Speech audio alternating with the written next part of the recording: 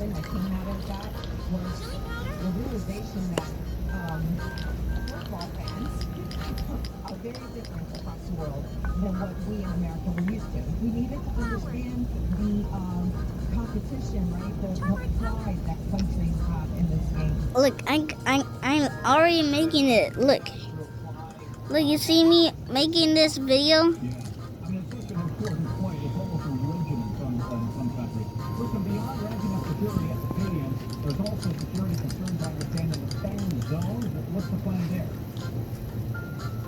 Yes, similarly, not getting specifics there from Majority Combo. We do know that they've got personnel around. You can see officers out of that tonight. They've also got fire department personnel here. You know, it's not just a concern about any kind of threat from another person. It's also the heat here in Miami, and they have had to at times shut things down because of heat index risk and also just keeping an eye for nasty at the water. Kathy Kirk, thank you. Denise Concerns. This is NBC News Now.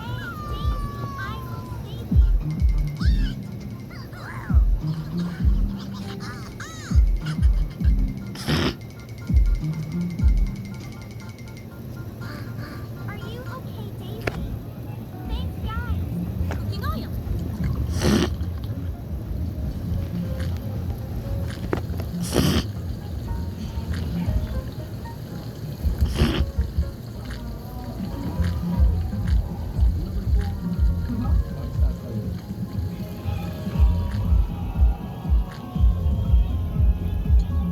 There was a man, his name was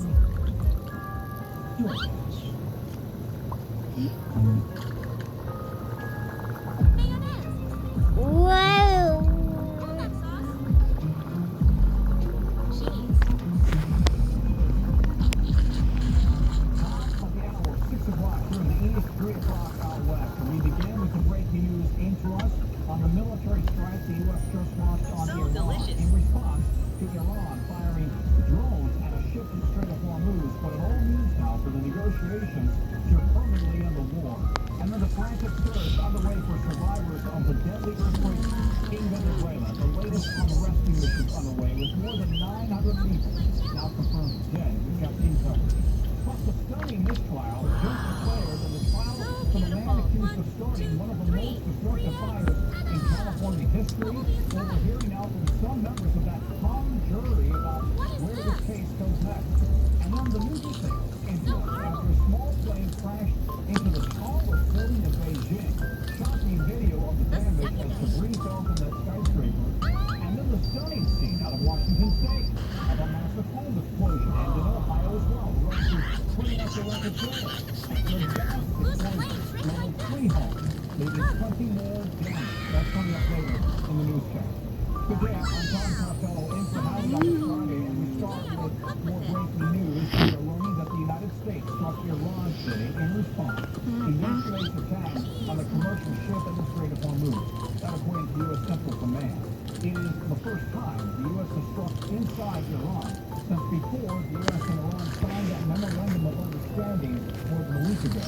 CENTCOM says a U.S. aircraft struck Iranian missile and drone storage locations along with coastal radar sites, adding that Iran clearly violated the ceasefire yesterday.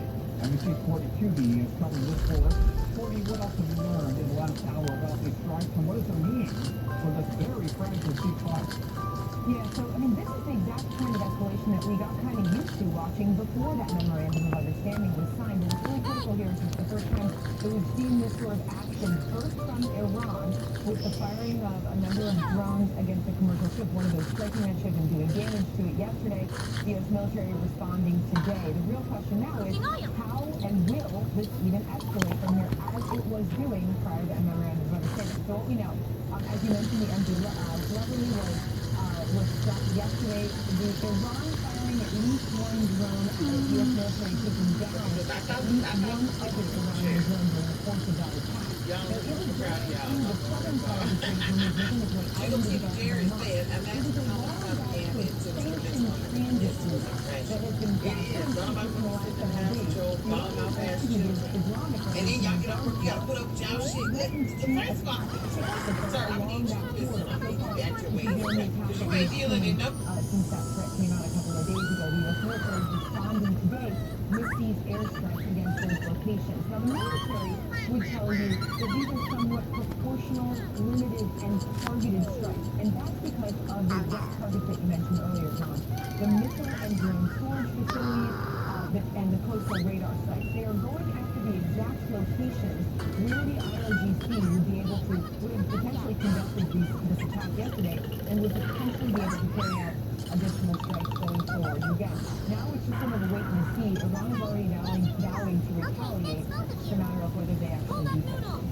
All right, Courtney, thank you very much. Courtney Cuby watching it all. A frantic search for survivors in Venezuela. The number of people killed in those back-to-back earthquakes now surpasses 900. More than 3,000 others are injured as we get more images now of the intense rescue operation underway. Emergency rescue teams and volunteers digging one woman out of the rubble of a collapsed building there. She'd been inside when everything suddenly came tumbling down around her. When the earthquake started, I came so tight into the door frame that I broke my finger. I held on really tight to the door frame until all the floors collapsed. Others still unaccounted for, like the 14-year-old niece, one family that NBC's George Solis spoke to.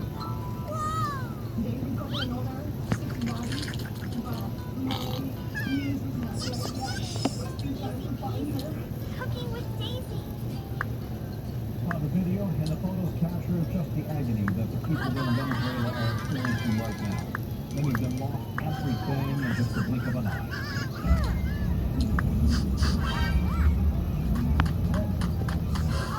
One Venezuelan soccer player says his wife died protecting their daughter during the quake. Posting this picture online saying that even when she gave her last breath, she'd never abandon their daughter. Countries around the globe scrambling now to rush aid to Venezuela. The United States, Spain, Colombia, Chile, among those sending in rescue teams. Vanessa Arero is a journalist based there in Caracas. She's on the ground with the latest. Yes, I am now in one of the affected areas in Caracas. So behind me, you can see the flag in every street where the rescue survivors continue with no good news just yet.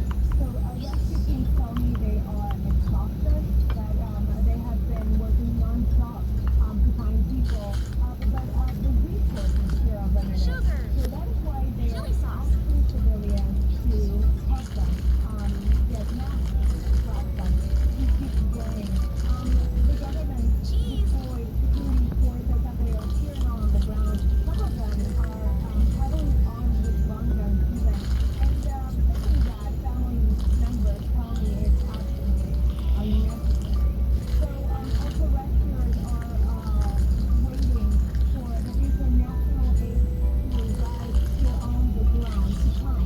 But they tell me that no one has communicated with us just yet about that. So again, on the ground efforts are in the dark, showing how poorly prepared the government was for a tragedy like this. That is why they are telling me here 2 days after the earthquake.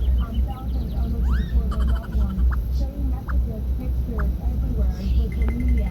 And let me tell you something. I have talked to a lot of people, and everyone tells me that either they lost someone or they know someone who lost a family member that was affected by this tragedy.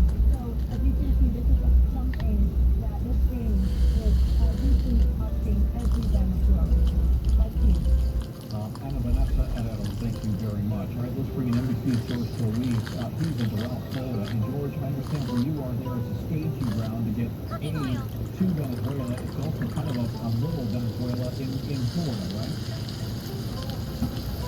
Yeah, but you might be able to see some of the storm of activity right now. Volunteers that have been here for hours, actually coming this chain right now to get some of this relief into the global atomic warehouse right now. They are applauding us and working here for hours, both in the heat and in the rain. He mentioned right here the diaspora of the Venezuelan expat community. Many of them have family members in Venezuela. Fortunately, a lot of them have been able to reach out to them, but they know others have not been so fortunate. Some of them taking a day off work, taking a few days off work to be out here because they just wanted to help out. Fortunately, like I said, hasn't been the case for all of these folks. With a family in California who has family in Caracas right now, they're nephew was recovered in rubble. Their niece has not been found. Tough family is a little bit of my conversation with them. She's homeless at this point. Her car is gone, all of her shit, belongings, clothing. If she were to wake up tomorrow and literally have nothing, where do you go? Yeah, that's the real reality, Tom, for so many families in their world, which is why it's so crucial that this aid gets there as quickly as possible. Jim officials telling me the U.S. State Department actually approved for all of this relief to get into Venezuela this weekend, and we know right now time is of the essence, so all of this getting there as soon as possible is so critically important, Tom. Yeah, I can only imagine having family there and can't help them fast enough. It must just be agony. George Louise, thank you very much.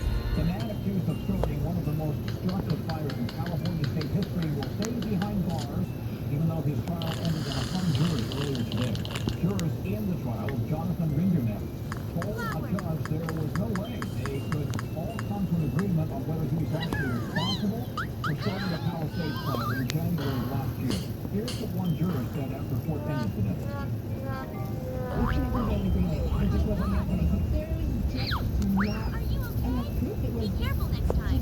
happened so late in time, and I just felt like a lot of things. Yeah, a lot of things.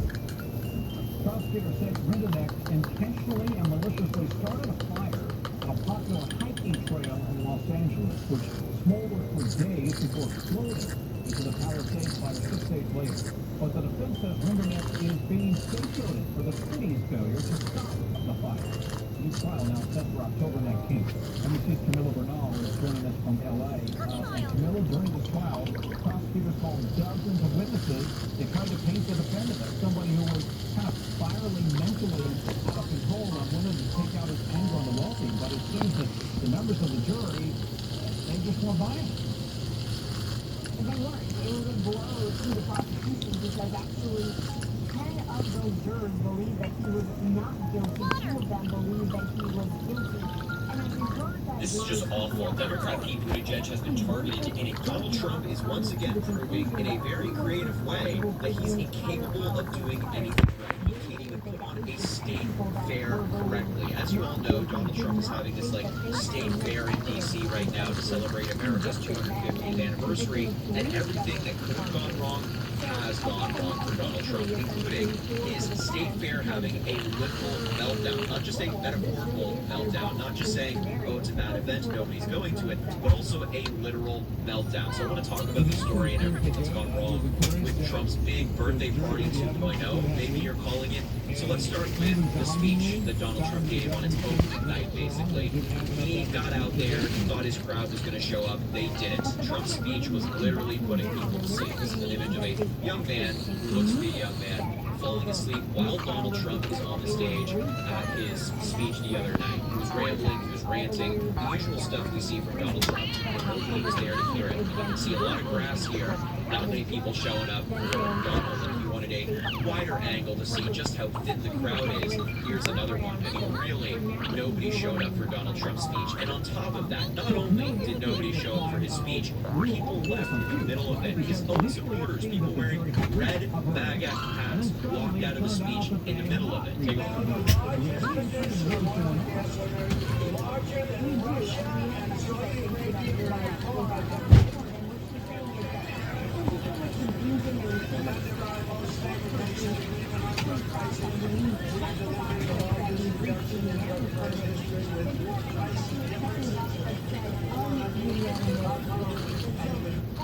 Look at all these people in the middle of Donald Trump's state fair while he's giving what essentially is a campaign speech. Walking out, and you see a couple of red hats here. You saw some walking out. Is that Daddy? The guy in the back, guy over here wearing a red hat as well. A lot of MAGA. I think I know what's going on. Who bring all the noodles?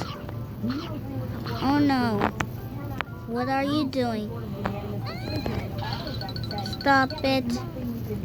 Stop. Who is this? Don't worry, I will help you. Thank you. Okay, Camilla Bernal in L.A., thank you.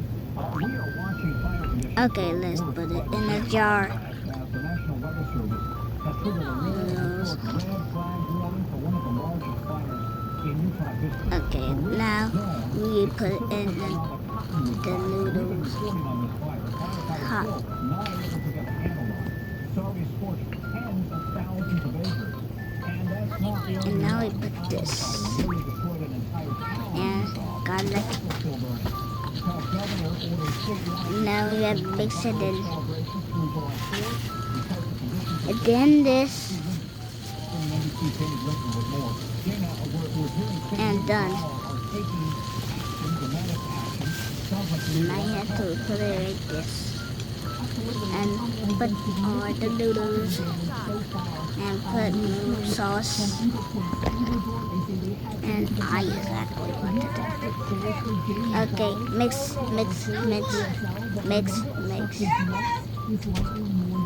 Okay, now we got water scene.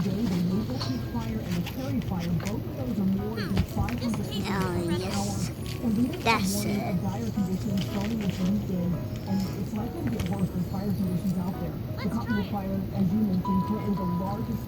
Yum yum yum. Is more than 71,000 acres. It is currently Spicy. the National Weather Service issuing that rare, particularly dangerous situation. That is the same. Doing, Ducky? Let me go back. That warning was issued for Salt Lake City. That was the first time the city has ever Don't received eat that like that, warning. okay? And that's also the same warning that Los Angeles received before last year's deadly LA wildfires. So that warning covers much of central and southwest Utah, especially the mountain areas where you can get a lot of those whipping winds in those areas. You could see winds up to 60 miles per hour, and most cities are now banning fireworks just to be on the safe side because the conditions there are super dry. They're going to be super windy as we head into next week in the holiday weekend. Yeah, this was the fear over the winter and spring with so little winter weather. Moisture just was really in short supply and now it's going to try. Danny Griffin, thank you very much. We are now learning new details about that small flooding inside of a car that crashed into a very tall house building in Beijing. But here are some of the pictures. The damage, look at that. A big hole and two windows in that building. We still don't know if anybody was injured. People below were dodging debris that fell from the upper levels of the skyscraper. Authorities in China have not officially commented on this.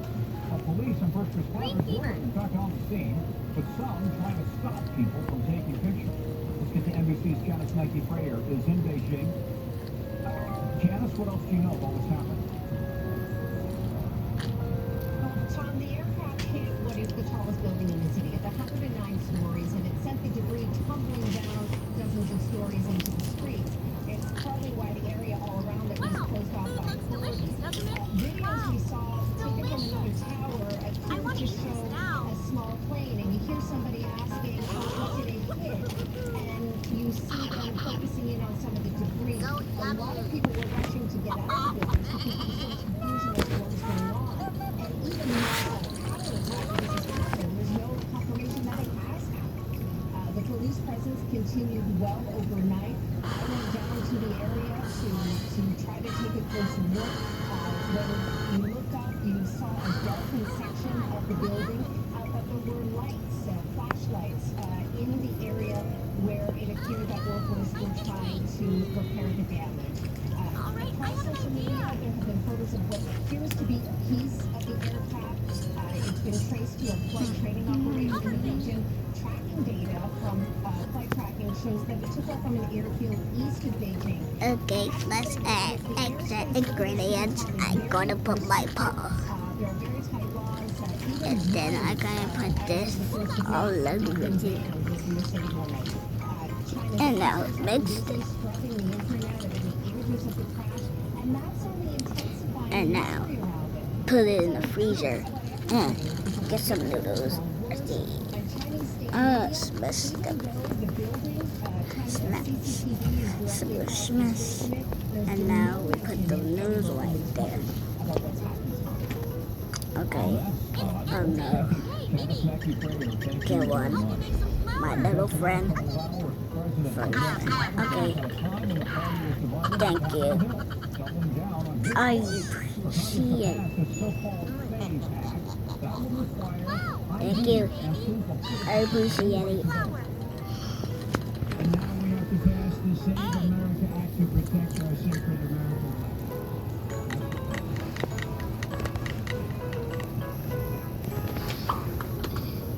Hard to believe, right? Hard to believe. Don't even have to say something with the country over it. Nothing comes easy. The member of the president has said he will not sign a rare bipartisan bill that will lower housing costs until the Save Act gets across the finish line. Cooking His oil. remarks today at the Faith Freedom Conference, also his first return to the Washington Hilton after the White House Correspondents' Dinner when an armed suspect faced fire with law enforcement. We see Dave Dictionary is at the White House Block. Mr. Trump hammered in on his claims yet again about alleged election rigging at the event today.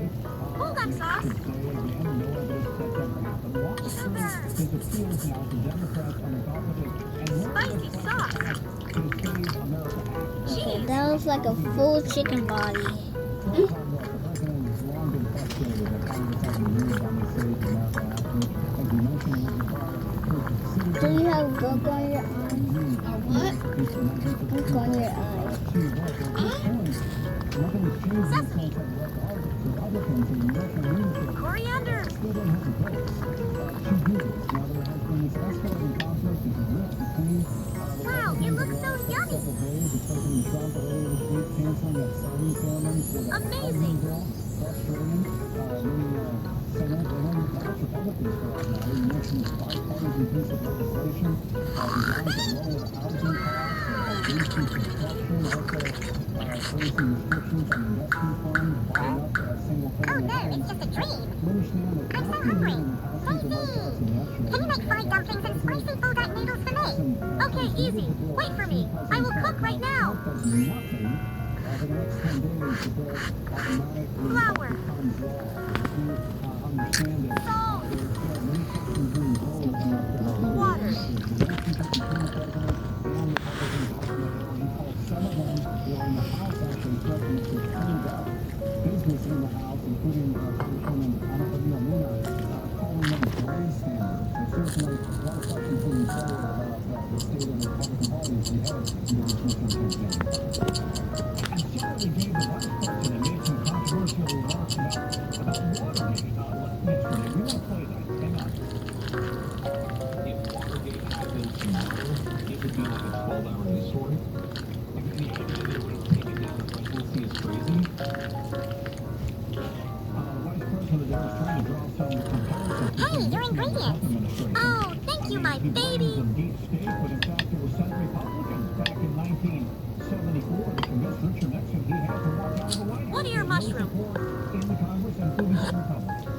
Certainly, Tom Tucker, you have in history there, and Vice President compared himself to Onion? Richard Nixon at one point. Some of those remarks yesterday of Richard Nixon, President of California, Vice President, of course, promoting his book, raising a lot of eyebrows with those comments. Yes, of course, Richard Nixon Pork. resigning in disgrace after trying to cover up that relation of the Watergate hotel. Vice President Vance raising those eyebrows, but suggesting really it wasn't that big a deal, that it was only a 12-hour news story, and saying it was crazy that it brought down Peppers. the presidency. Now, Sesame oil. Okay, Soy sauce. Oyster sauce.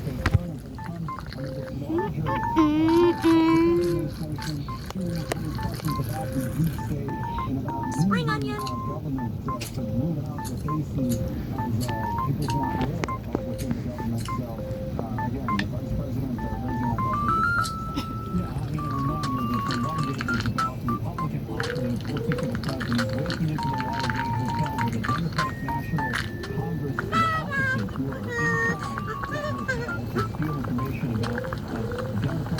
The noodles are cooked.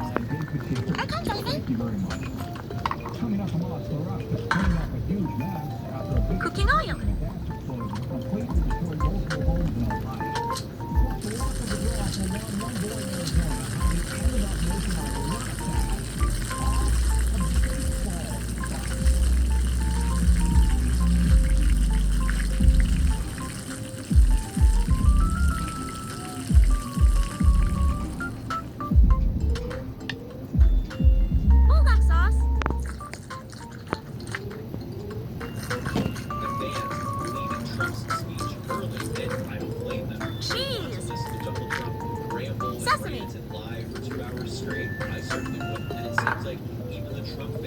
are getting sick of him, which, again, don't blame them. But also, on top of looks that, so speaking of beautiful. attendance, it seems like nobody's showing up, even during the day.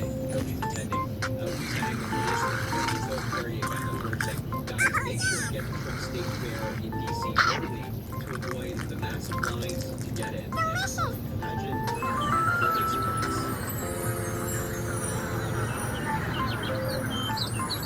Fresh veggies, colorful and healthy. Come take a look. Wow. America celebration. Everything looks so fresh and colorful. There is no line. The barricade set up. Spinach too. Fresh and crispy. Seems like ghosts, maybe. Here's another screenshot. And this purple cabbage is so bright. State Fair. Not. These carrots are beautiful. I'll take one. This beetroot looks perfect. Good choice. Beetroot. Spinach. Purple cabbage. Carrot.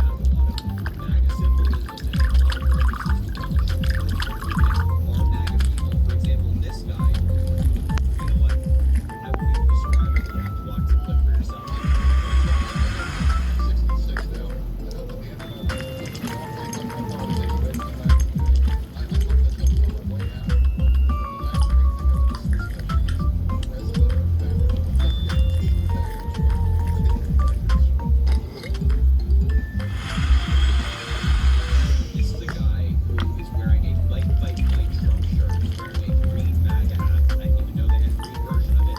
While also wearing a Hawaiian shirt on top of that.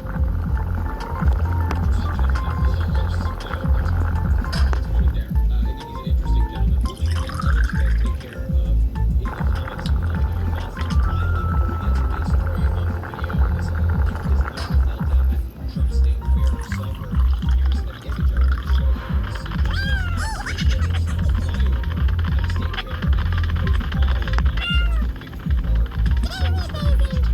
Oh, you're so strong, guys. Thank you.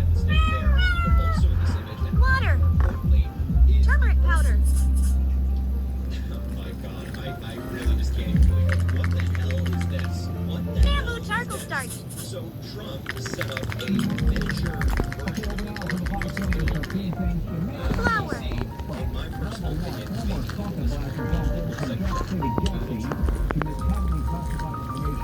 He showed up national